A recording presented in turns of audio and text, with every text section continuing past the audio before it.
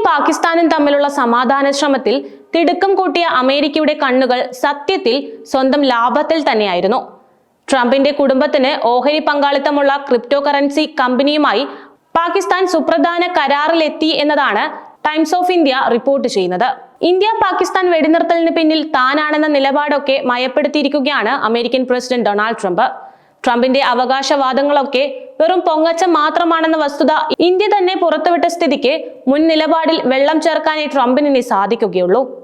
ഇന്ത്യയും പാകിസ്ഥാനും തമ്മിലുള്ള സമാധാന ശ്രമത്തിൽ തിടുക്കം കൂട്ടിയ അമേരിക്കയുടെ കണ്ണുകൾ സത്യത്തിൽ സ്വന്തം ലാഭത്തിന് തന്നെയായിരുന്നു. ഏത് കാര്യത്തിലും അത് തന്നെയാണ് അവരുടെ ശീലവും.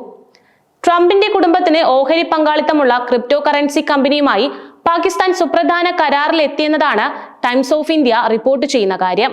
ട്രംപ് കുടുംബത്തിന് 60% ഓഹരി പങ്കാളിത്തമുള്ള വേൾഡ് ലിബർട്ടി ഫിനാൻഷ്യലും പാകിസ്ഥാൻ ക്രിപ്റ്റോ കറൻസിയും തമ്മിലാണ് ഏപ്രിൽ അവസാനം കരാറിലെത്തിയത്.